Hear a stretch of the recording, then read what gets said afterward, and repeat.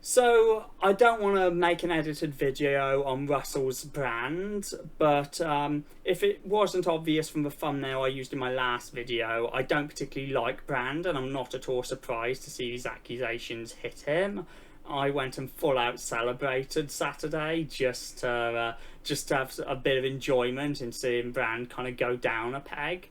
Now, I have to be honest, I don't want to call myself a hero for that, because realistically it's very petty. I'm not so much sad for Brand's victims as I am pleased to see Brand get a good punch in. Much like I can't really claim to be sad for like migrants who die crossing the channel or billionaires who die in a submarine which blows up. I don't know either of them, so I can say that people dying in water is generally bad, but I don't intend to get invested. What I was unfortunately invested in was Brand, and that's because 10 years ago it was very hard to avoid him. Brand became somewhat of an obnoxious figure in left-wing politics in the UK, yet very much the left, and his politics haven't really changed with his move to the right. They're still very stupid, they're still mostly regurgitating populist junk, and he's still basically not interested in facts. Brand is interesting because if you watch him debate, it's quite obvious how bad he is at it. He regularly resorts to a lot of very obnoxious tactics, e.g. he will just splutter out a diarrhea of words if he finds himself cornered on a subject to get away from it. Often I feel like watching him, you're sort of almost watching an adult try and drag a particularly narcissistic and obnoxious child through a discussion. I've seen him debate Sam Harris and I've seen him debate Adam Curtis, and in both cases it felt like a child it felt like they were trying to assist him to just at least somewhat help him along. So yes, no surprise, I don't like the guy. I'm quite open on that. And I think the left's maturing on a lot of issues is part of why he has kind of moved more rightward. Basically, the left is no longer so much of a sex, drugs and rock and roll sort of party. Thank God, personally, if you ask me. See, I feel what happened with Trump was Trump's heavy play to populism didn't really end when he got into power. What you would expect to happen is his constant screaming about the establishment and blah blah blah would start to go away once he got a hold of the presidency. Instead, he just kept on going, and I feel like that's kind of what has really kicked off a lot of the really obnoxious politics we have of late, where things seem to have began to leave reality. And we have a large chunk of people who just fundamentally refuse to engage with facts.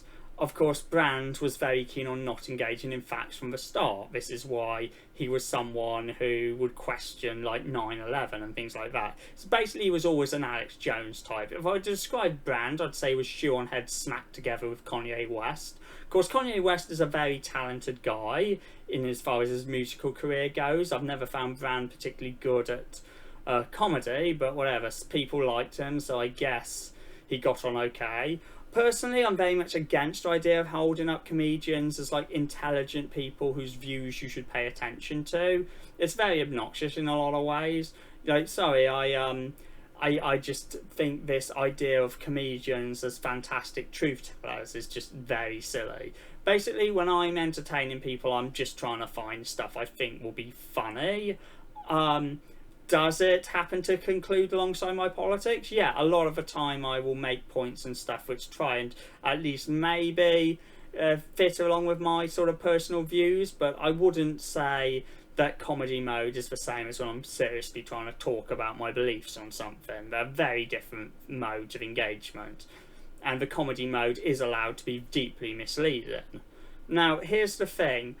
I think when you endlessly tell people that they're smart for being funny and that they're making intelligent points, that can probably feed a lot of the narcissism which made Brand such an obnoxious force, in the UK a while back, both probably enabling a lot of his crimes and also enabling him to probably help along Brexit by arguing against it in a lot of really obnoxious and bad ways. I feel like he gave Farage a lot of easy wins when he was pulled up as like some serious guy you should listen to. It was very sad and embarrassing to see him get like get to like edit the New Statesman, be dragged all over places, declared the guy was going to bring in the youth vote, and all this stuff, while Brand himself couldn't even decide whether voting was any good or not. You know, I think Brexit proved that voting is quite effective sometimes. And there we go. That's the brunt of my feelings to Brand. His actions were very much within his brand. His turn to the right was within his brand when he was on the left, and his sexual assault was within his brand when he was entertaining people. What he is was obvious from a very early point in time. Do I have a ton more to say on the issue? Not really, to be honest. I've been quite open that I don't like the guy, but I can't say I have a strong view on whether he should go to jail, how long he should go for jail. I'd say what it says to our culture is that the sort of wokeness, so to speak, is a double-edged sword, but it does have some positive aspects, e.g. I don't think Brand would have succeeded in mainstream media in the past. One thing I will say is I generally blame the mainstream audience, e.g. the general public, just as much as I blame Channel 4 and the BBC.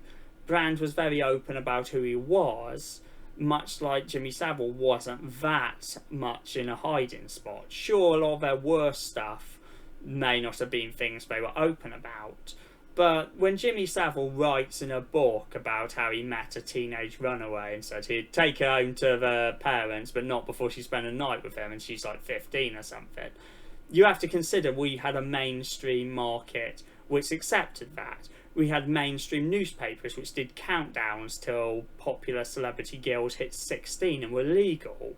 Brand was an icon of the left to a degree because his obnoxious attitudes also were very much aimed against more conservative establishments.